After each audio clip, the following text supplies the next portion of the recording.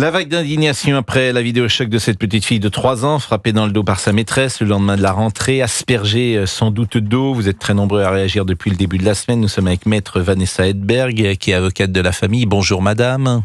Bonjour. Ça me fait plaisir que vous soyez là parce que je vous ai écouté hier avec Laurence Ferrari et vous n'étiez pas très gentil avec moi puisque j'avais le sentiment d'avoir dit... d'ailleurs de pas en débattre avec vous directement, donc je suis contente de pouvoir le faire. Mais oui, parce que j'avais le sentiment en fait d'avoir dit le contraire des propos que vous me prêtiez parce qu'il n'y a pas d'ambiguïté. Mais je vais être sincère, vous n'êtes pas le seul, c'est peut-être un abus de langage, je vous en fais pas le reproche, mais vous avez quand même dit que c'était un fait anecdotique. Donc pour moi, un fait qui est réprimé par le code pénal très sévèrement, c'est évidemment par essence pas un fait anecdotique. Alors c'est là que la discussion commence dans la période que nous vivons, c'est-à-dire que l'image est forte, l'émotion est forte, et effectivement il y a des événements qui peuvent être anecdotique comme ce qui peut se passer dans une classe, mais ça peut être un drame quand même, ça peut être grave, mais qui au regard du monde peuvent être considérés comme une anecdote du monde. C'était cela peut-être que je voulais dire, mais surtout ce qu'il faut dire en premier, c'est que évidemment on ne frappe pas une petite fille, évidemment on ne frappe pas d'ailleurs personne, mais on ne frappe pas un enfant, quel que soit l'âge qu'il a, et évidemment, lorsqu'on est une maîtresse, on a un devoir de savoir calmer un enfant. C'est son métier. Il aurait fallu qu'elle parle à cette petite fille, qu'elle se mette à son niveau, qu'elle s'accroupisse. Je ne sais pas ce qu'elle aurait pu faire et qu'elle trouve en tout cas les solutions pour que il n'y ait pas la séquence que nous avons vue. Mais ce qui nous intéresse d'abord, Madame Hedberg, c'est comment va cette petite fille ? Écoutez, donc hier, elle a été vue par un médecin toute la matinée, qui a considéré que son état, qu'elle était en état de choc sévère. Elle, comme je l'expliquais, elle ne veut plus regarder les adultes dans les yeux. Elle ne veut rester qu'avec sa maman, même avec les très proches de sa famille. Elle ne souhaite plus être regardée. Non, elle est vraiment très choquée. Mais je voudrais quand même vraiment remettre dans le contexte, Monsieur Pro. Il s'agit là d'une première rentrée scolaire. C'est un bébé de 36 mois. Vous savez, quand on habille les enfants, il y a jusqu'à la taille 36 mois. C'est un bébé. Comme la pédiatre hier l'a très bien expliqué, ils n'ont absolument pas le développement cérébral pour pouvoir avoir même conscience que c'est grave. Et c'est pour ça que je disais hier que pour moi, c'est pas une anecdote. Pour moi, effectivement, à la lumière de cet événement, il y a beaucoup de mamans qui se sont rapprochées de moi pour me dire que la maîtresse aussi avait donné des fessées, etc. Là, ce qui s'est passé, la maîtresse n'a pas donné une fessée. Je ne sais pas pourquoi ce terme de fessée revient beaucoup. Elle lui a porté un coup au dos qui a fait chuter la fillette. Ensuite, elle l'a mis au coin, elle l'a retapé, et sur le début de la vidéo, ce qui a interloqué la maman et la raison pour laquelle elle a tourné le téléphone, c'est qu'elle lui avait déjà donné un premier coup. Et ensuite, la petite fille avait, l'avant-veille, prévenu sa maman qu'elle avait déjà été tapée. Non, mais je suis à 100% d'accord avec tout ce que vous dites, et moi j'ai jamais entendu, d'ailleurs quand on a pris l'antenne ensemble, moi j'ai parlé de frapper, vous avez parfaitement raison, je n'ai jamais employé le terme de fesser, vous avez bien raison. Et c'est parfaitement inadmissible et vraiment je l'ai dit. Les gens parlent beaucoup de fessée, mais c'est pas une fessée, elle lui a porté un coup au dos. C'est les réseaux, vous savez bien, les réseaux et l'amplification qui existent là-dessus. Alors nous on cherche. Pour rétablir la vérité, c'est un coup porté au dos. Mais vous avez parfaitement raison. C'était pas la première fois qu'elle lui portait un coup Alors au voilà, dos. ça c'est intéressant parce que cette maîtresse, on n'a pas d'informations précises. Peut-être vous en avez-vous. Est-ce que elle est coutumière du fait? Ou est-ce que c'est arrivé une seule fois, ce qui serait déjà inadmissible ? Alors, effectivement, à la faveur de cette histoire, beaucoup de mamans m'ont contacté. Des mamans dont les enfants avaient eu cette maîtresse les années précédentes. Et elles m'ont expliqué que les enfants, en voyant ces images à la télé, ont dit à leur maman qu'effectivement, c'était une maîtresse qui avait pour habitude de taper les enfants. Il faut savoir que la maman... Ça, c'est grave, hein ? Parce que ça veut dire qu'elle est couverte par l'éducation nationale ou couverte par le directeur de l'établissement. Alors, je ne sais pas si d'autres se sont plaints. C'est-à-dire que si on apprend que des parents se sont plaints et que la directrice n'a rien fait ces dernières années, attention. Parce que là, on n'est plus du tout dans la même affaire, si vous me permettez, Madame Hedberg. Bien sûr, mais de toute façon, vous savez, moi, ce que je voulais depuis le début, et c'est la raison pour laquelle je l'assume parfaitement, j'ai publié cette vidéo, c'est que ça fait 12 ans que j'exerce la profession. J'ai perdu des clientes qui parfois étaient venues me voir parce qu'elles avaient été violentées par leur mari, qu'elles avaient déposé plainte et que les dossiers avaient été classés sans suite faute de preuves. Donc ça, c'est des traumatismes dans la vie d'un avocat. D'accord ? Donc ici, il s'agit d'enfants. Encore une fois, quand il s'agit d'enfants, le doute n'a pas sa place. Je voulais que le parquet ouvre une enquête. Je voulais qu'il y ait une enquête parce qu'effectivement, il y a déjà trop d'éléments qui sont rapportés. Donc, mais quand vous dites que c'est vous qui avez mis en ligne cette séquence vidéo, ça je ne savais pas que c'est vous qui êtes à l'origine de la diffusion de ces images ? Alors, elles avaient déjà été divulguées sur Internet, mais elles n'avaient pas été beaucoup regardées. C'est peut-être des gens qui n'étaient pas très médiatisés, mais j'ai effectivement, moi aussi, publié cette vidéo. D'accord, donc c'est important de le dire. Et comment vous étiez entré en contact avec cette famille ? Je les connaissais de longue date et je connaissais la petite fille depuis qu'elle était petite. Elle est solaire, c'est une petite méditerranéenne belle comme le jour. Moi, elle est venue plusieurs fois dans mon bureau. Je vois passer beaucoup d'enfants dans mon bureau avec leurs parents. Elle avait un comportement irréprochable. Je lui avais même offert un cadeau, je me souviens, parce qu'elle était vraiment mignonne comme tout. Ici, on n'est pas face à un enfant qui fait un caprice. On est encore une fois face à une petite fille qui fait sa première rentrée scolaire en petite section.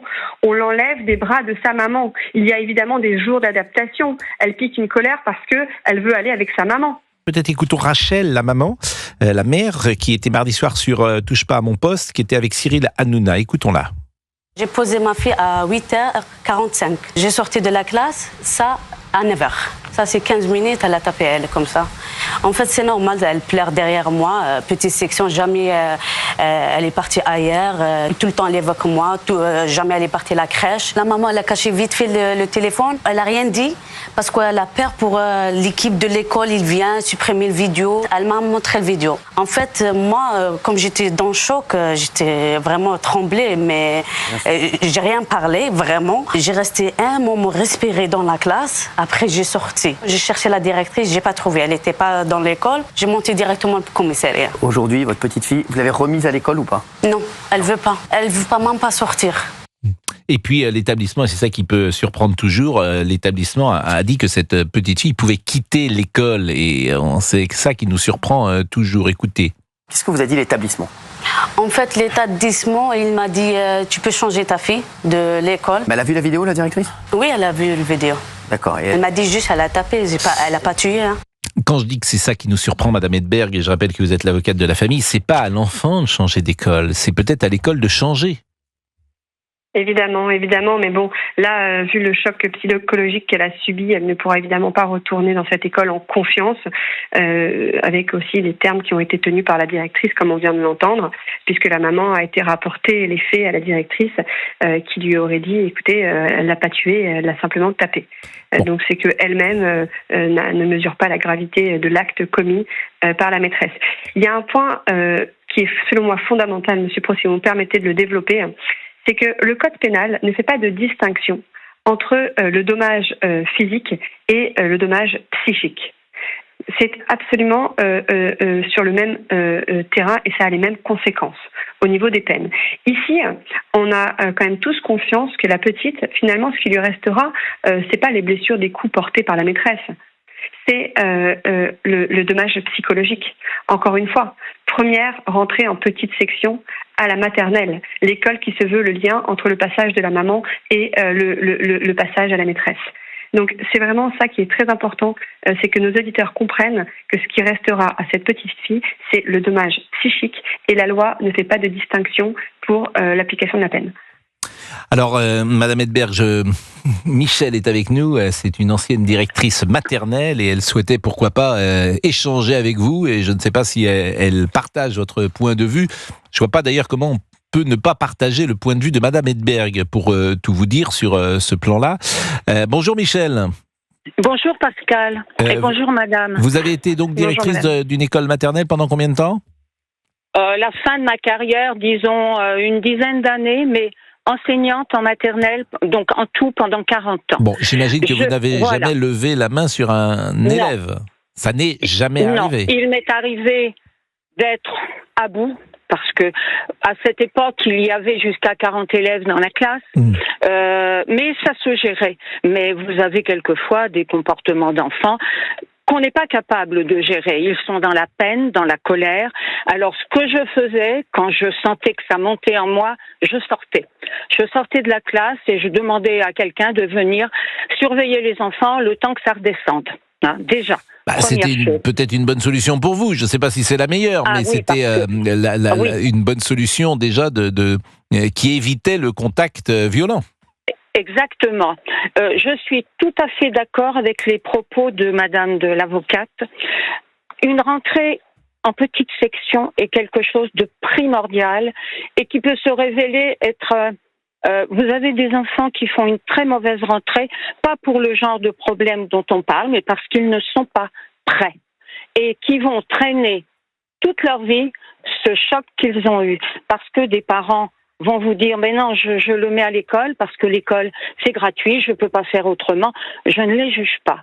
Donc, une rentrée à l'école maternelle, le premier jour, souvent, se passe mieux parce que maintenant, les parents restent un peu dans la classe et finalement, la séparation n'est pas trop brutale. Le deuxième jour, c'est terrible parce que le petit sait que maman, elle n'est pas là. Et ça dure pendant une huitaine de jours, selon les enfants. Donc là, c'est inadmissible et la directrice, alors là, je voudrais pas la voir en face de moi, mais l'enseignante aurait dû, déjà, je crois que je l'ai entendu tout à l'heure, quand un petit pose un problème, toujours, on nous a appris, mais pas dès le début de ma carrière, il faut se mettre à son niveau. On s'assoit sur une petite chaise. C'est ce que disait Edwige Antier hier, d'ailleurs, qui était pédiatre, et c'est intéressant d'ailleurs, parce qu'effectivement, elle précisait que dans ces cas-là, on se met à son niveau, et puis on commence à lui parler, et puis maman va revenir, on essaye de trouver les paroles apaisantes. Bon. Mais quelquefois, l'enfant est ingérable, on se prend des coups de pied, des coups de poing, mais c'est pas grave, on est adulte. Et on s'assoit, et quelquefois, les autres viennent voir ce qui se passe. On peut arriver à créer un dialogue, mais de toute façon, non, je suis vraiment bouleversée. Et je pense, attention, on n'en parle pas, tous les petits de la classe, vous imaginez ce qu'ils ont ressenti aussi. Donc, alors c'est ça que moi je ne mesure pas, et je pose la question à Madame Edberg, c'est les conséquences psychologiques. Et c'est là que entrent deux analyses possibles. J'entends parfois des gens d'un certain âge dire « Écoutez, voilà, on a grandi durant la guerre, et croyez-moi, les choses étaient parfois beaucoup plus difficiles, et les conséquences dans nos vies étaient plus rudes. » Et puis, aujourd'hui, les choses sont différentes. C'est-à-dire que vous parlez de traumatisme, Madame Edberg, vous parlez de conséquences psychologiques qui peuvent perdurer à travers le temps. Est-ce que vous avez des éléments là-dessus à nous apporter ? Oui, elle a donc vu le médecin hier. Donc le médecin a effectivement considéré qu'elle était en état de choc grave. Donc sur un enfant, il va falloir beaucoup de temps avant de pouvoir faire confiance à l'éducation nationale, faire confiance à la maîtresse. Encore une fois, c'était le passage de bras entre sa maman et la maîtresse, son premier passage de bras. Et elle était très heureuse avant ces quelques jours d'aller à l'école. Vous savez, les enfants parfois à la crèche, on s'ennuie un petit peu, il n'y a pas trop d'activités. À la maison, maman finalement s'occupe de la maison. Là, elle était vraiment très heureuse de rentrer à l'école. Donc c'est bien que... Dernière chose, Madame Edberg, on a reproché à la personne qui filme de ne pas être intervenue. Et d'ailleurs, j'ai vu la procureure de la République qui imagine d'ailleurs poursuivre cette dame parce qu'elle n'est pas intervenue. Qu'en est-il là aussi ? Alors, j'ai expliqué qu'il s'agit ici d'une maman étrangère qui ne connaît peut-être pas, encore une fois, ce qu'il est de la normalité de faire ou pas dans une classe d'école en France. Je pense que cette maman était en état de sidération. Ce qui s'est passé, on n'a pas montré toute la vidéo, c'est qu'elle prenait un selfie avec elle et sa fille qui, justement, arrivait en petite section, donc pour finalement immortaliser ce merveilleux moment. Elle se prenait en selfie quand tout à coup, elle entend un coup. Elle décide de tourner le téléphone et ensuite on voit donc la scène qu'on a pu voir. Donc je remercie cette maman d'avoir fait cette vidéo, d'avoir eu le courage de la montrer à la maman. Je suis vraiment très triste qu'aujourd'hui on lui reproche la non-assistance à personne en danger. La juriste que je suis considère que de toute façon les éléments légaux qui pourraient faire qu'elle soit condamnée pour une non-assistance en danger ne sont pas remplis. Donc je ne suis pas du tout inquiète pour l'issue de cette maman.